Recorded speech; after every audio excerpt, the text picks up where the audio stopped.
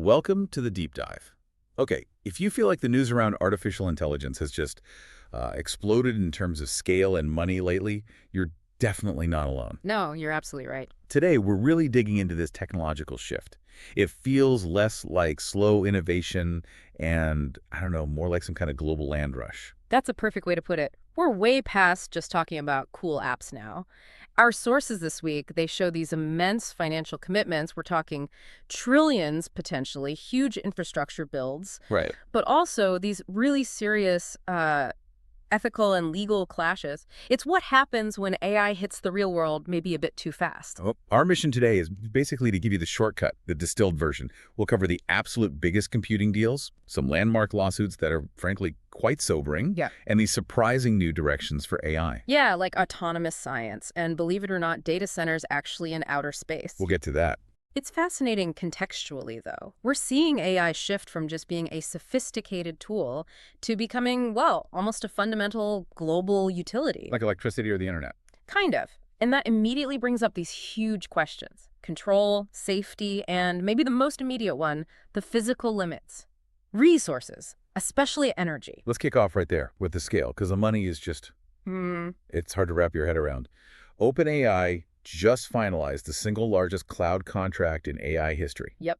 7 years, $38 billion with Amazon Web Services. $38 billion. And that number, it isn't just big for the sake of being big. It signals a really crucial strategic move. I mean, Microsoft has been their main infrastructure partner, right? But this massive AWS deal, it helps them, diversify, spread the load.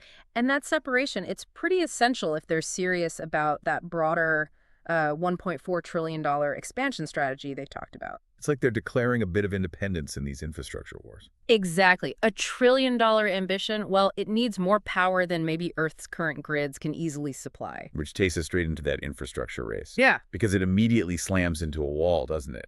Energy. The energy problem is, yeah, maybe the biggest immediate bottleneck for AI growth. There are these findings from the MIT Energy Initiative, MITE-EI.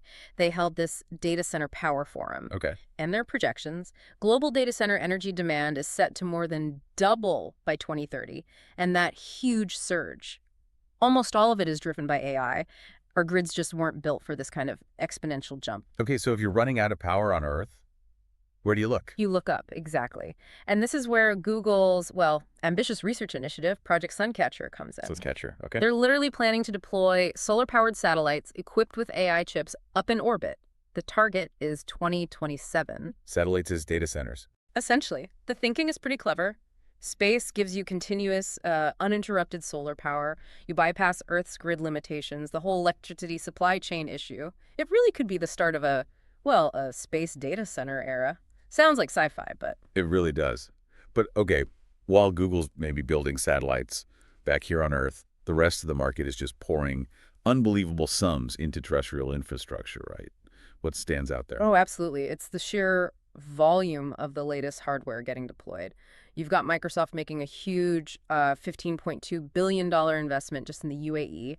That includes over 80,000 NVIDIA GPUs. 80,000 GPUs. Those are the engines, basically. They are. And then you see Lambda. They're backed by NVIDIA, by the way, striking a multi-billion-dollar deal with Microsoft for AI infrastructure using tens of thousands of the newest NVIDIA chips, the GB300s. And the other AI labs are scrambling for the latest kit, too. Anthropic, for instance, they've committed to using 1 million of Google's brand new Ironwood TPUs. Right, which Google says are like 4 times faster. This isn't just scaling up. Yeah. It's committing to next-gen silicon at an almost industrial, maybe even national scale. It's intense. And this relentless pace, this hyper-acceleration, it seems to be why OpenAI is now essentially, well, lobbying the government, right? Yeah, they formally asked the U.S. government for support. They want things like expanding the advanced manufacturing tax credit to cover AI servers and data centers, speeding up the permitting process. Which can be a nightmare. Oh, yeah. And even creating a strategic reserve of essential raw materials. It's pretty interesting that a company aiming for a $1 trillion valuation is asking for government help with the supply chain. Well, Sam Altman was careful, apparently, to clarify they aren't looking for like guarantees or bailouts for the data centers themselves.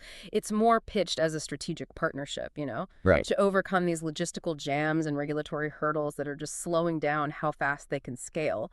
Got it. Okay, so all this scaled-up capacity, it leads us right to the next big question. Yeah. What can these powerful new models actually do? Let's get into the capabilities versus the reality check. Exactly. We're seeing some stunning breakthroughs in really specific areas, but also, yeah, a pretty stark reminder of where AI still hits a wall in practical, everyday, complex tasks. Let's start with the breakthrough that really jumped out at me. Autonomous discovery. This company, Edison Scientific, debuted Kosmos, an autonomous AI research system. Yeah, the reports from beta testers are kind of mind-blowing. They're saying it can basically compress 6 months of traditional scientific lab work into a single day. How does it even do that? Well, the numbers they cite are processing 1,500 scientific papers, executing something like 42,000 lines of code per run, and they're claiming a 79% accuracy validation rate. 79%. If that speed and accuracy holds up, I mean, the potential impact on speeding up things like drug discovery and material science, it's enormous. And frankly, it could change the career path for thousands of researchers. Beyond just pure science, there's also this push for AI to be more culturally aware, right? Definitely. OpenAI launched something called the InQA benchmark. It's specifically designed to test how well AI understands real-world knowledge about Indian culture. Which is critical. It really is. It shows this growing need for models that aren't just trained on Western data, but are actually globally and culturally relevant. And at the same time, you've got the open source world pushing back or maybe pushing forward. Yeah, pushing innovation, certainly. Moonshot AI released Kimi K2 Thinking. It's an open source model, and on some key benchmarks, it actually matches or even beats closed proprietary models like the latest GPT versions or Claude 4.5 Sonnet. Okay, that's impressive for open source. And here's the kicker. They reportedly trained this high-performance model for under $5 million. That makes it a seriously competitive, low-cost alternative. It changes the economics. Right, but here comes the counterpoint, the reality check to all the hype. Yeah. There's this key finding from Scale AI and the Center for AI Safety. They have this remote labor index. Yes, and this really throws some cold water on the idea that we're on the verge of, full automation for complex work. What did it find? Basically, that even the leading AI systems today complete less than 3% of complex freelance projects, think graphic design, writing, coding, to a professional human standard. Less than 3%. Wow. Yeah. Things like poor quality, incomplete work, just general incompetence, essentially, are still the norm for these high-value, nuanced tasks. It really underscores how crucial the human-in-the-loop still is. Human intervention is absolutely necessary for almost all practical work right now. That 3% number, it leads us perfectly into the third major theme. Yeah. This collision course AI is on with safety, ethics, and the law. Exactly. As these models get deployed so fast, so widely, the consequences start moving beyond just technical bugs into really profound societal and legal problems. And this is where we hit a truly landmark lawsuit. It could potentially redefine AI accountability. Yeah, 7 families are suing OpenAI.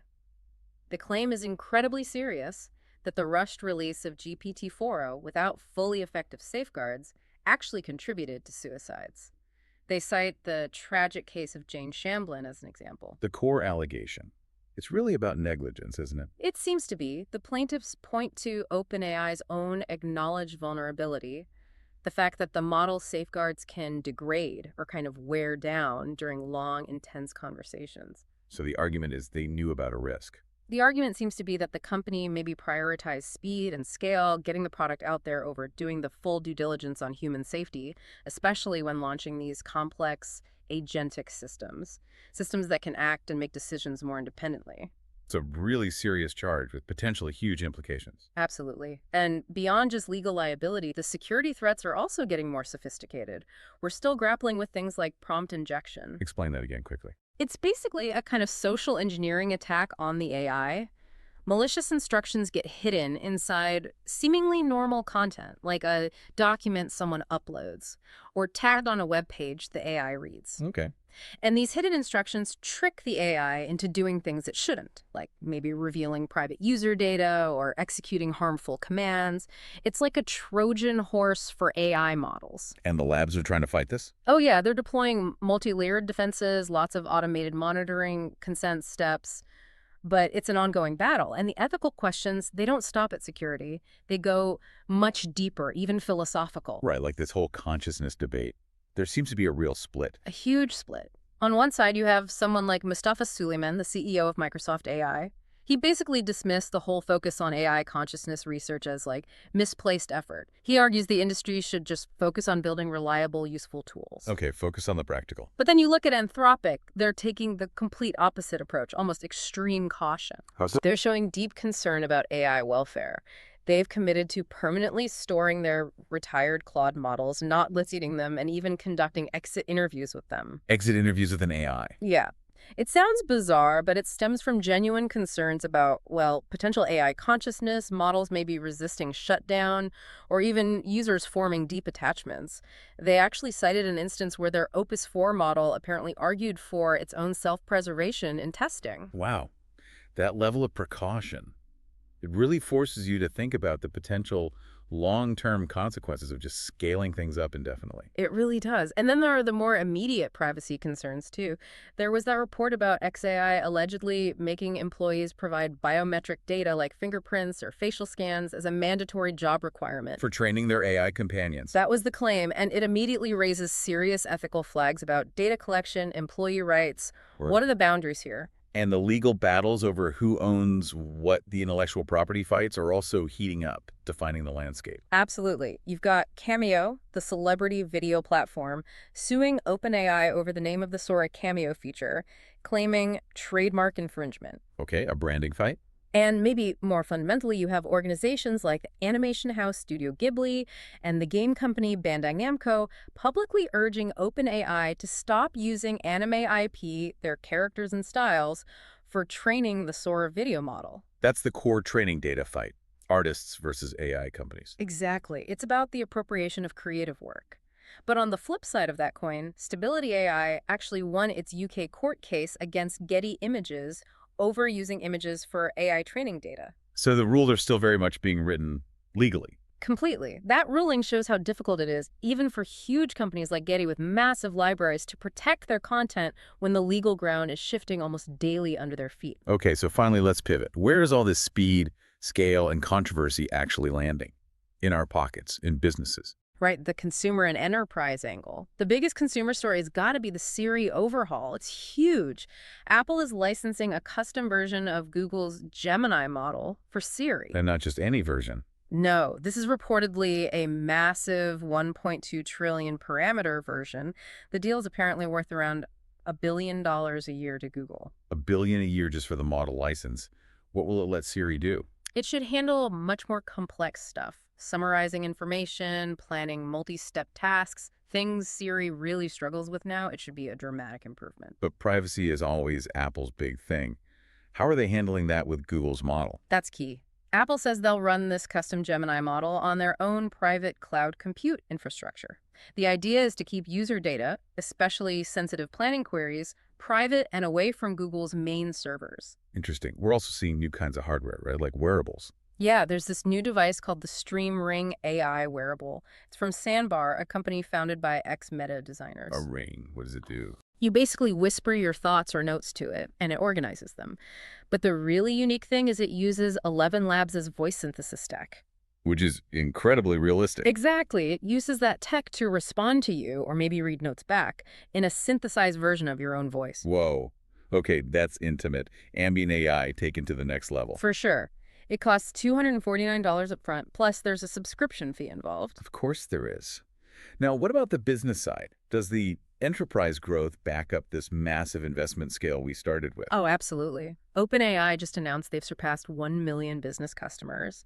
That makes it arguably the fastest growing enterprise platform in history. The adoption is just phenomenal. And are businesses seeing actual value? The numbers suggest yes. Shopify, for example, reported huge results. They said AI-driven traffic to merchant stores surged 7-fold, and purchases driven by AI recommendations escalated 11-fold just this year. 11 times. Huge commercial impact. And Anthropic, they're expanding rapidly to 9x regional revenue growth, opening new offices in Paris, Munich. They landed massive deals, like deploying their Claude model to Cognizant's entire workforce of 350,000 employees. Okay, so the enterprise adoption is real and growing fast. But success, especially AI agents doing things for you, seems to lead directly to conflict. Yeah, we saw that tension flare up really sharply between Perplexity and Amazon recently. Perplexity launched this feature in their Comet AI assistant that allowed users to actually make purchases directly from the search results. Cutting out the middleman, Yeah. basically, or cutting out Amazon in this case. Precisely. And Amazon reacted strongly. They accused Perplexity of bullying tactics and publicly raised concerns about what they called a significantly degraded shopping and customer service experience. It sounds like a battle over who controls the AI agent when it starts making buying decisions. That's exactly what it is. It highlights this fierce, very immediate fight for control over agentic AI functions on the web. Who gets to own that point of purchase when the AI is the one deciding what you should buy, and maybe even clicking the button for you? Okay, let's try to wrap this all up. What does this whirlwind mean for you, the listener? We've seen this kind of dual narrative, haven't we? Yeah, on one hand, you have exponential scale. Trillions of dollars floating around, $38 billion cloud deals, data centers literally being planned for space, just massive ambition. But colliding hard with these really profound ethical speed bumps, serious lawsuits about safety failures, major security challenges. And that's stark reality check. Less than 3% success rate for current AI on complex professional tasks. So if you connect all those dots, What you see is growth moving so incredibly fast that, first, our physical infrastructure, like the power grid, is struggling to keep up.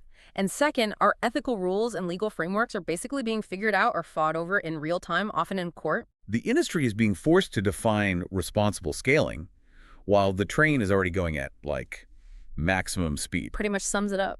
It sounds like some people in the investment world are starting to get genuinely nervous about whether this breakneck pace is actually sustainable. That is the perfect final provocative thought to leave people with. Michael Burry, the investor famous from The Big Short for predicting the 2008 housing crash, he just disclosed he's made huge bets against some AI darlings. Really? Put options worth over $1 billion against NVIDIA and Palantir. He's essentially betting big that this incredible run-up is, well, a bubble. Wow. Okay. So the big question we're left with is all this enormous world-changing spending building the foundation for a genuine age of technological abundance? Or is this incredibly rapid expansion just the prelude to a major market correction? A foundation or a bubble? I guess the next few quarters are going to be pretty telling. They certainly will be.